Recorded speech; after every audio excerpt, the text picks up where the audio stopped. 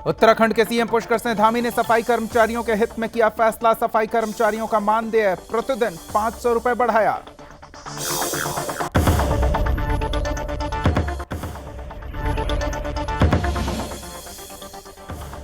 चैत्र नवरात्र की शुरुआत। देहरादून में नवरात्र को लेकर मंदिरों में लगा भक्तों का तांता। भक्तों ने की मां की पूजा अर्चना।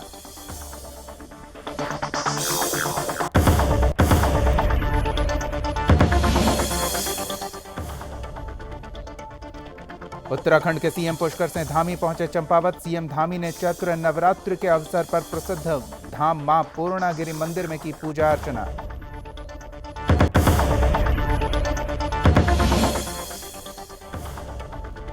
दूसरी बार सीएम पद की शपथ लेने के बाद एक्शन मोड में सीएम धामी नजर आए। सीएम धामी ने 4 धाम यात्रा को लेकर बैठक की और अधिकारियों को दिए जरूरी दिशा निर्देश।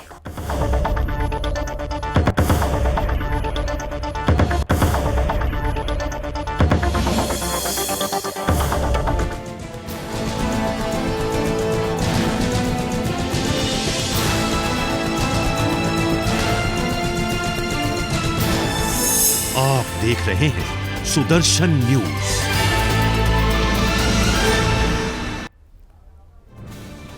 नमस्कार, आप देख रहे हैं सुदर्शन न्यूज और आपके साथ मैं हूं दीपक कुमार। उत्तराखंड के मुख्यमंत्री पुष्कर सिंह धामी ने दूसरी बार सीएम पद की शपथ ली और शपथ लेने के साथ ही पूरी तरह से एक्शन में नजर आ रहे हैं। इसी कड़ी में सीएम धामी ने सफाई कर्मचारियों के हित में बड़ा फैसला लिया है।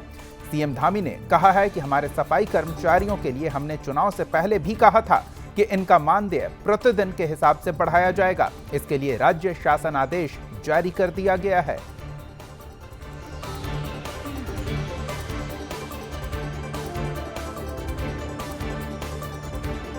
देखिए, बीच बीच में हमारे जो सफाई कर्मचारी हैं, पर्यावरण मित्र हैं, उन सभी लोगों के बीच में हमने पहले भी कहा था, क्योंकि चुनाव से पहले हमने कहा था कि हम सभी का मानदेय पर प्रतिदिन का 500 रुपया करेंगे। और हमारी नई सरकार के गठन होते ही हमने इसका शासनादेश निकाल दिया। अब सभी को 500 रुपये के प्रतिदिन के हिसाब से उसमें मिले। इधर चैत्र नवरात्र की भी शुरुआत हो गई है। चैत्र नवरात्र 2 अप्रैल से शुरू होकर 11 अप्रैल तक चलेगा। इस बार पूरे 9 दिन तक मां दुर्गा की आराधना की जाएगी। नवरात्र के पहले दिन मां शैलपुत्री की विधि विधान से विभिन्न मंदिरों और माता के स्थानों पर पूजा अर्चना की गई और घट स्थापित किया गया। चैत्र नवरात्र को लेकर घरों और मंदिरों में विशेष तैयारियां की गई है। मंदिरों को आकर्षक ढंग से सजाया गया है। घट स्थापना के साथ ही पहले दिन मां शैलपुत्री की पूजा अर्चना हुई। मंदिरों में हर दिन पूजा अर्चना के साथ ही भजन कीर्तन और माता का गुणगान होता है। चैत्र नवरात्र के पहले दिन शुभ मुहूर्त पर घट स्थापित किया जाता है। ब्रह्म मुहूर्त में उठकर स्नान करके स्वच्छ कपड़े पहनकर मंदिर और घरों में जहां कलश स्थापना और मां दुर्गा की प्रतिमा स्थापित की जाती है, उनकी पूजा होती है, वहां पवित्र मिट्टी में जौ बोए जाते हैं। पौराणिक मान्यताओं के अनुसार जब भगवान ब्रह्मा ने इस सृष्टि की स्थापना की, तब वनस्पतियों में जो पहली फसल विकसित हुई थी वो जौ थी। इसी कारण से नवरात्र के पहले दिन घट स्थापना के साथ पूरे विधि विधान से जौ बोआ जाता है।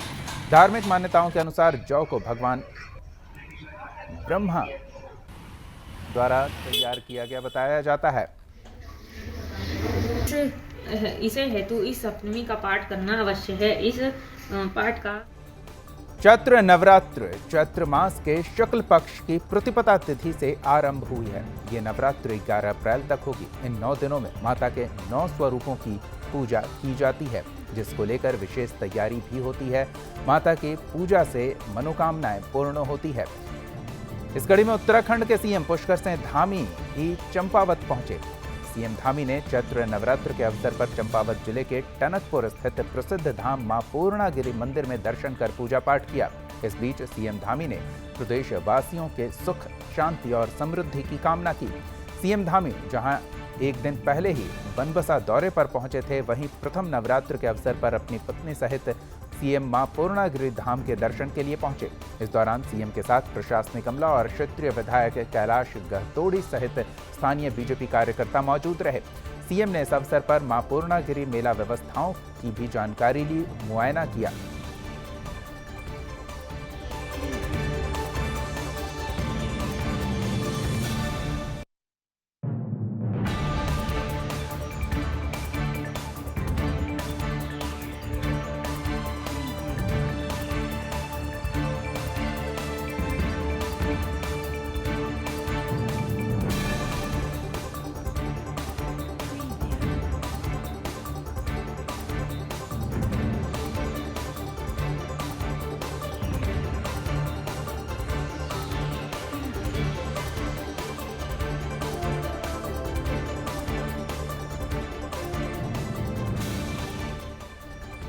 दूसरी बार सीएम पद की शपथ लेने के बाद सीएम धामी एक्शन मोड में हैं। इसी कड़ी में सीएम धामी ने अधिकारियों को बैठक के बाद निर्देशित किया कि चार धाम यात्रा श्रद्धालुओं के लिए पूरी तरह से सुरक्षित और सुविधाजनक होनी चाहिए।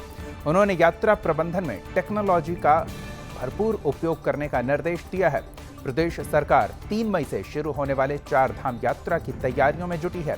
मुख्यमंत्री पुष्कर सिंह धामी ने सचिवालय में उच्च अधिकारियों के साथ चार धाम यात्रा की तैयारियों की समीक्षा की, जिसमें उन्होंने अधिकारियों को निर्देश दिए कि चारों धाम में 24 घंटे बिजली की उपलब्धता सुनिश्चित हो, चार धाम यात्रा सुरक्षित और सुविधाजनक हो।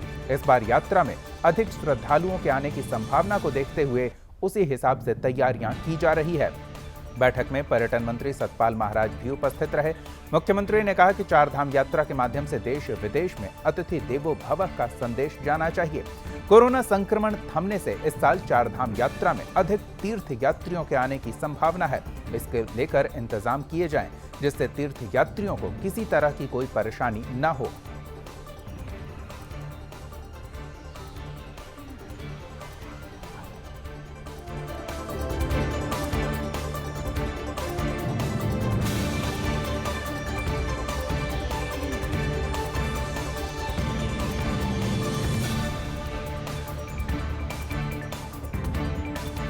हिंदू नववर्ष के अवसर पर जिला पिथौरागढ़ के धारचूला तहसील से विश्व हिंदू परिषद, बजरंग दल समेत विभिन्न संगठनों ने झांकी निकालकर नगर भ्रमण कर हिंदू नववर्ष का अभिनंदन किया।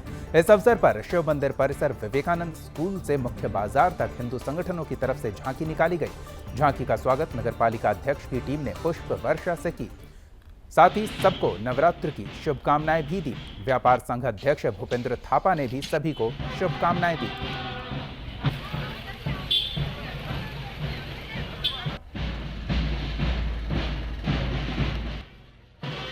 नगरवासियों को, सभी व्यापारी भाइयों को नववर्ष के उपलक्ष्य में और आज जो है प्रथम नवरात्रि के उपलक्ष्य में हार्दिक बधाई एवं शुभकामना देता हूं और आशा करता हूं कि हमारे क्षेत्र में हमेशा जो है जून, जुलाई, अगस्त में बरसात में आपदा आती है। इस वर्ष भगवान से प्रार्थना कर रहे हैं कि आपदा से बचाव करें। आज हिंदू नववर्ष प्रारंभ हुआ है और हमारा वित्तीय वर्ष भी आज ही से शुरू होता है।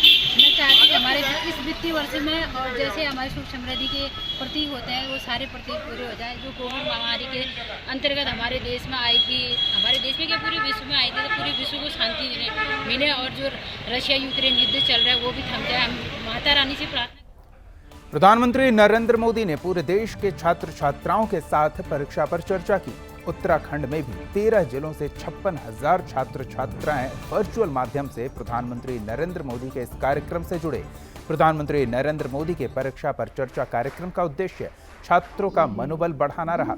इस कार्यक्रम में रुड़की के विश्वजीत और कालसी, देहरादून की संजीति सीधे कार्यक्रम से जुड़ी।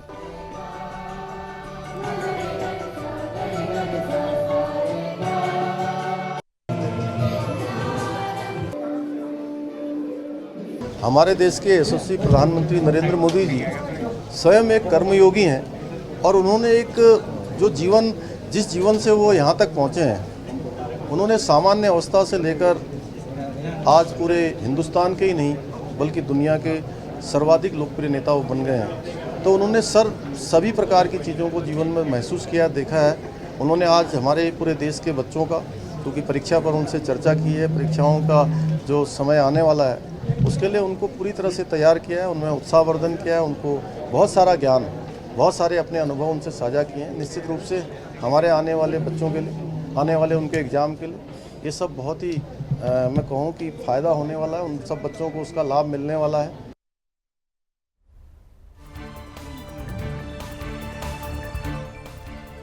बढ़ते हैं अगली खबर की ओर। उत्तराखंड के मुख्यमंत्री पुष्कर सिंह धामी बनबसा टनकपुर के 2 दिवसीय दौरे पर पहुंचे। बीजेपी विधायक कैलाश गहतोड़ी ने सीएम से फिर की चंपावत से उपचुनाव लड़ने की अपील। प्रदेश के मुख्यमंत्री पुष्कर सिंह धामी दोबारा प्रदेश के सीएम बनने के बाद पहली बार देहरादून के बाहर चंपावत विधानसभा पर पहुंचे थे, जहां कार्यकर्ताओं ने उनका जोरदार स्वागत किया। मुख्यमंत्री चंपावत जिले के बनबसा स्टेडियम में आयोजित जनसभा को भी उन्होंने संबोधित किया। इस अवसर पर चंपावत के विधायक कैलाश गहतोड़ी ने एक बार फिर सीएम धामी का चंपावत आने पर आभार जताया और जनसभा में उन्होंने सीएम को चंपावत विधानसभा से उपचुनाव लड़ने का आमंत्रण भी दिया। विधायक कैलाश गहतोड़ी ने कहा कि सीएम पुष्कर धामी ने 6 महीने में खटीमा विधानसभा का जिस तरह विकास कराया है, अगर वो चंपावत विधानसभा को अपने 5 साल देते हैं तो चंपावत विधानसभा का कायाकल्प हो जाएगा। इसलिए वो चाहते हैं कि सीएम धामी चंपावत विधानसभा को अपना आशीर्वाद दें। साथ ही सीएम धामी चंपावत से उपचुनाव लड़ें।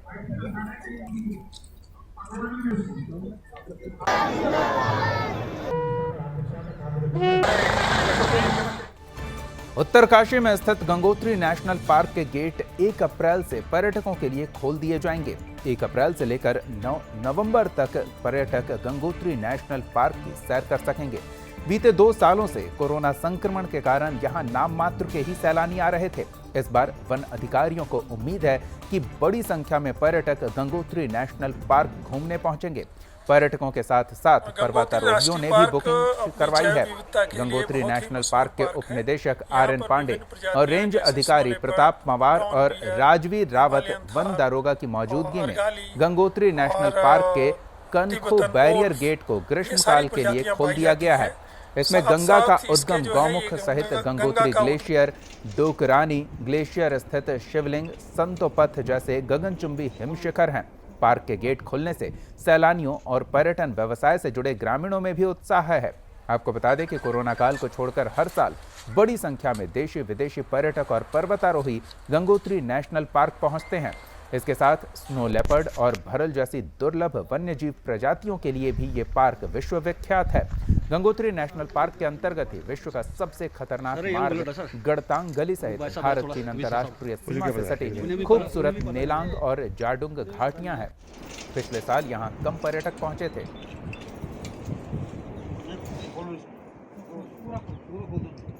गंगोत्री राष्ट्रीय पार्क अपनी जैव विविधता के लिए बहुत ही मशहूर पार्क है। यहाँ पर विभिन्न प्रजातियाँ जैसे snow leopard, brown bear, Himalayan Thar और अर्गाली और तिब्बतन ओल्फ, ये सारी प्रजातियाँ पाई जाती हैं। साथ साथ इसके जो है ये गंगा का उद्गम स्थल है, इसलिए यहाँ पर गौमुख है और जो हमारे हिंदू श्रद्धालु हैं उनका ये विशेष रहता है कि वो गंगा के उद्गम स्थल का दीदार करें। तो उन सारे लोगों के लिए आज हमने अपना पार्क खोल दिया है। इसके अलावा हमारा जो पार्क है उसमें बहुत सारी चोटियां हैं। उत्तराखंड के सीएम पुष्कर सिंह धामी टनकपुर पहुंचे, जहां लोगों ने सीएम धामी का जोरदार स्वागत किया। इस बीच सीएम धामी ने टनकपुर के बूम स्थित शारदा घाट का औचक निरीक्षण भी किया। मुख्यमंत्री ने नदी से हो रहे भूमि कटाव का जायजा लिया। मुख्यमंत्री ने अधिकारियों को नदी से हो रहे कटाव को रोकने के लिए तत्काल कार्रवाई को लेकर दिशा निर्देशित किया।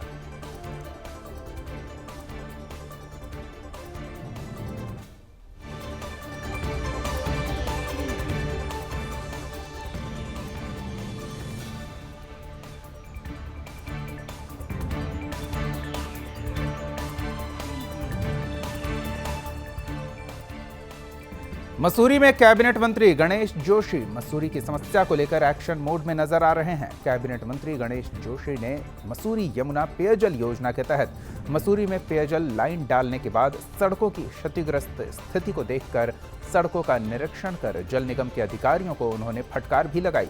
वो जल्द माल रोड के साथ सभी संपर्क मार्गों को ठीक करने को लेकर अधिकारियों को निर्देशित करते नजर आए। उन्होंने जल निगम के अधिशासी अभियंता की लापरवाही को लेकर MD जल निगम को कार्रवाई करने के निर्देश भी दिए।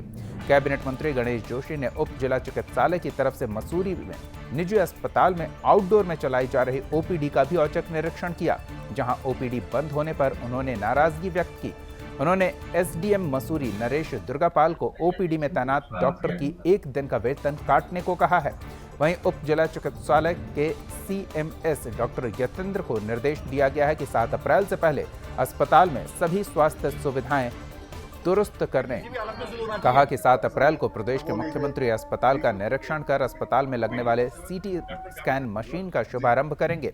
उन्होंने लोक निर्माण विभाग और राष्ट्रीय राजमार्ग के अधिकारियों को सभी सड़कों को आपस में सामंजस्य बनाकर दुरुस्त करने के निर्देश दिए। वहीं सड़कों पर पड़े मलबे और निर्माण सामग्री को हटाने का निर्देश भी दिया। मसूरी देहरादून विकास प्राधिकरण के अधिकारियों को मसूरी में अनधिकृत रूप से हो रहे निर्माण को लेकर भी फटकार लगाई। साथ ही सभी अनधिकृत रूप से हो रहे निर्माण पर ठोस कार्रवाई करने और साथ ही ध्वस्तीकरण के भी निर्देश दिए गए।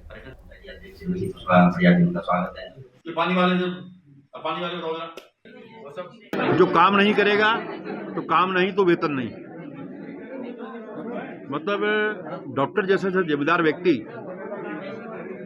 और मुझे को जानकारी दी थी, परसों जो मीटिंग में था मैंने अधिकारियों को बुलाया था, मुझसे कहा गया था कि सेंट मेरी में ओपीडी चल रही है।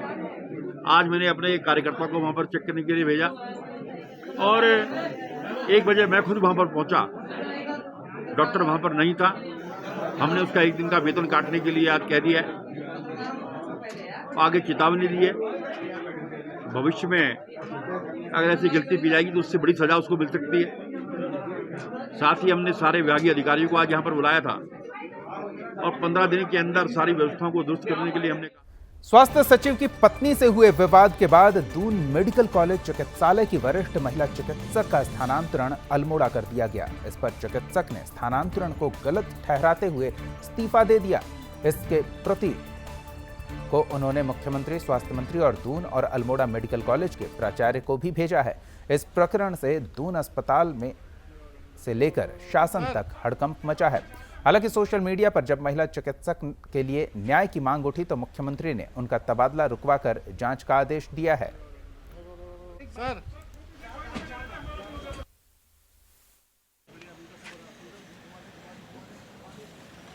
उसमें बहुत सारी बातें आई हैं। हमने और स्वास्थ्य मंत्री जी ने आपस में चर्चा की है और हमने मुख्य सचिव को निर्देश दिया है कि अभी तत्काल उनका एक ट्रांसफर आदेश निरस्त कर दिया जाए और उस पर एक जांच कमेटी बना दी है।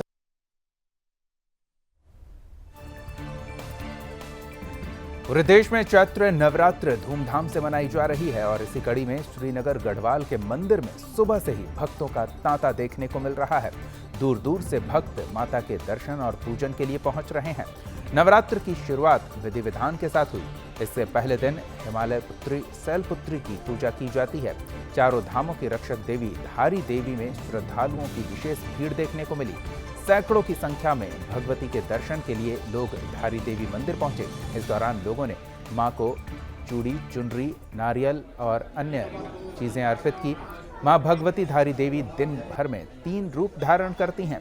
सुबह जहां मां बालिका का रूप धारण करती हैं, दिन में महिला और देर शाम बुजुर्ग महिला के रूप में दर्शन देती हैं। बताया जाता है कि मां मंदिर के स्थापना को लेकर महाभारत के ही समय काल में इसकी कहानियां जुड़ी हैं। कहते हैं कि सच्चे मन से कोई भी भक्त माता से जो भी मांगता है, माता उसकी हर मनोकामना पूरी करती हैं।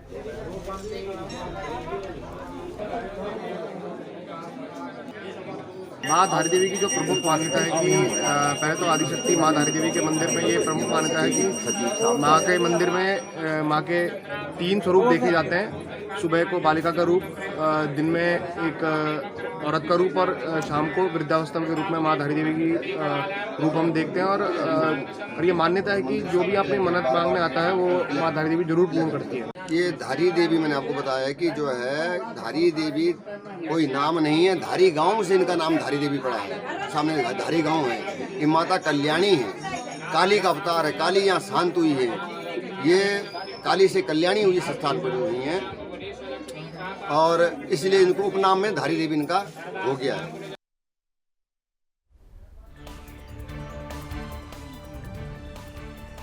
श्रीनगर शहर में ट्रेंचिंग ग्राउंड के अभाव के कारण लोगों को काफी परेशानी होती है। नगर पालिका की ओर से शहर भर का कूड़ा पुराने बस अड्डे पर फेंक दिया जा रहा है। इसी जगह पर आए दिन कचरे में आग लगाई जाती है। समस्या का स्थायी समाधान अभी तक नहीं निकाला जा सका है। स्थानीय लोगों को कचरे के जहरीले धुएं से काफी परेशानी होती है। कई तरह की बीमारियों का खतरा बना रहता है। कई बार लोगों ने नगरपालिका और संबंधित अधिकारियों से इसकी शिकायत भी की, लेकिन अधिकारियों की ओर से कोई कार्रवाई नहीं की गई।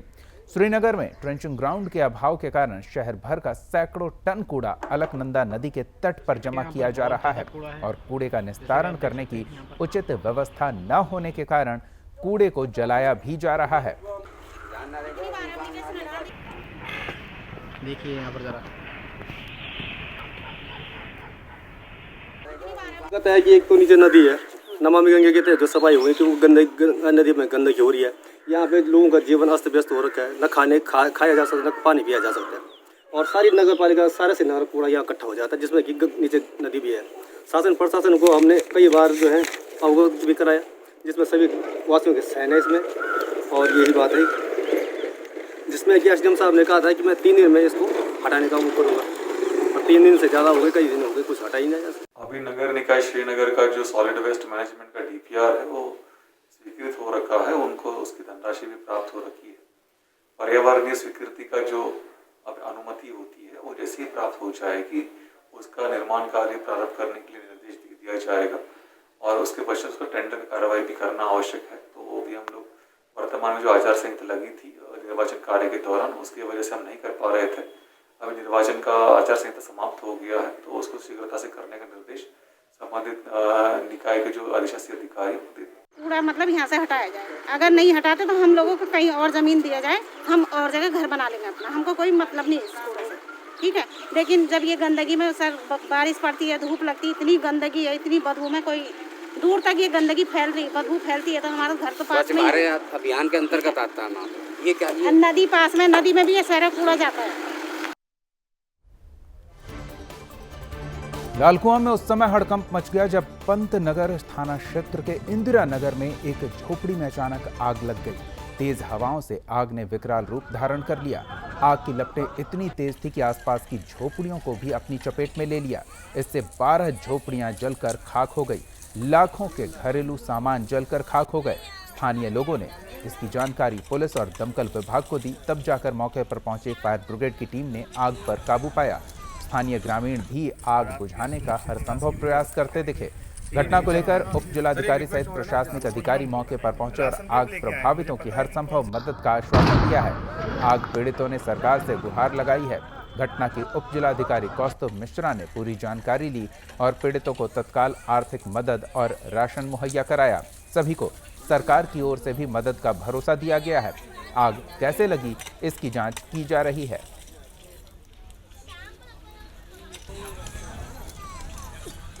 और आपके सुरक्षित निवास की भी व्यवस्था करेंगे। हमारे यहाँ अभी शादी की तैयारी चल रही थी, अचानक से आग लग गई। बुताने में सबकी लग गई। अभी ये तो नहीं पता कि कितना किसका यहाँ नुकसान हुआ है। 11-12 झोपड़ी थी, सबकी यहाँ आग लग गई। कुछ जल गया, किसी का कुछ नहीं बचा। ये 1-2 लाख का खर्चा हुआ है। अभी तो कुछ नहीं, नेता अंकल आए थे, खाली अभी खाना वाना का व्यवस्था करके खाली गए हैं। लेकिन सर मैं घर में नहीं था, मैं जानवर के लिए पता लेने गया था जंगल। अचानक फोन आया कि नहीं झोपड़ी में आग लग गई। आते आते देखा तो सोहा। शादी तो सर 18-19-20-21 के शादी है मेरी लड़की के। करीब 2-2.5 लाख के सामान के मतलब हमारा नुकसान खत्म हो गया। जेवर, कपड़े लत्ते, बर्तन सारे खत्म हो गए सर। यहाँ 11 आदमी की झोपड़ी जली है सर। नेता लोग आए थे, कुछ मतलब कह तो गए हैं, लेकिन अभी तक कुछ मिला नहीं है। दुखद घटना है ये। काफ़ी करीब 11 से 12 झोपड़ियाँ जल चुकी हैं और ये खैर एक अच्छी बात है कि किसी भी व्यक्ति की जान माल का खतरा नहीं हुआ है और हानि नहीं हुई है। यहाँ पर पूरे तरीके से 11 झोपड़ियाँ 12 झोपड़ियाँ ध्वस्त हो गई हैं, जल गया, कुछ भी एक अंश भी नहीं बचा है उसमें। और यहाँ प्रशासन पूरे तरीके से हम लोग लगे हुए हैं, पूरी हमारी टीम लगी हुई, प्रशासन मदद कर रहा है। जो आर्थिक सहायता होती है वो भी हमने शासन से दिलवाई है, प्रशासन से दिलवाई है। दूसरा, हमने अनाज वितरण का भी कार्यक्रम एसडीएम के माध्यम से कराया है। और तीसरा, जो भोजन बनवा के भी हमने यहाँ पर लोगों को भोजन कराने का काम हमारे लोगों ने किया है। यहाँ कारण जांच का विषय है कि क्या स्थिति है। सबसे पहली प्राथमिकता है कि इनके रहने की व्यवस्था करना, इनके भोजन की व्यवस्था करना। तो हमारी तहसील से टीम, आपदा प्रबंधन की टीम जिले से सभी यहाँ उपस्थित हैं। कच्चे राशन की किट भी हम लेके आए हैं अपने साथ ही अगर आवश्यकता होगी तो तहसीलदार साहब ने अभी पास में सुरक्षित स्कूल में इनके रहने का इंतजाम किया है। तो सबसे पहली प्राथमिकता है कि इनको अहेतुक सहायता तत्काल हम लेके आए हैं। कुछ अभी समस्या आ रही थी, शायद कुछ लोगों के बैंक अकाउंट नहीं है, बहुत गरीब लोग हैं, तो ऐसी स्थितियों में फिर हम कैश की भी व्यवस्था करवा रहे हैं। साथ ही हम राशन की किट अभी डिस्ट्रीब्यूशन करेंगे। धर्मनगरी हरिद्वार में चैत्र नवरात्र का विशेष महत्व होता है। माता के मंदिरों में कोरोना काल के बाद रौनक लौट आई है। इसी कड़ी में हरिद्वार में चैत्र नवरात्र को लेकर मंदिरों में श्रद्धालुओं को तांता देखने को मिला। सुबह से ही मंदिर में दूर दूर से भक्त आए, जिन्होंने मंदिर में पूजा पाठ की। बता दें कि सनातन धर्म में चैत्र नवरात्र का विशेष महत्व रहता है और भक्तों की आस्था और विश्वास का ये प्रतीक माना जाता है। माता देवी दुर्गा जी की विधि विधान से प्राचीन काल से पूजा चली आई है।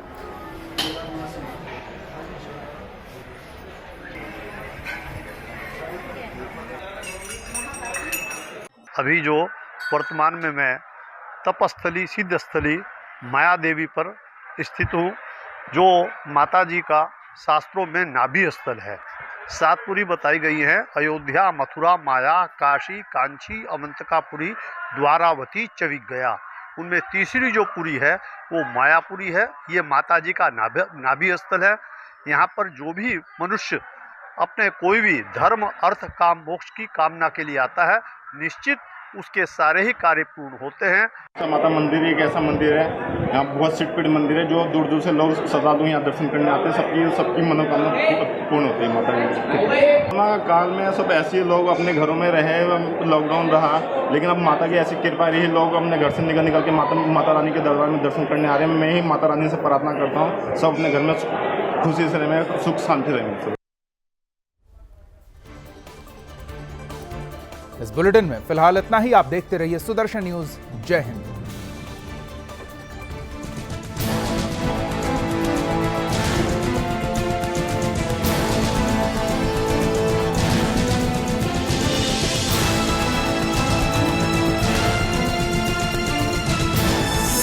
आप देख रहे हैं सुदर्शन न्यूज।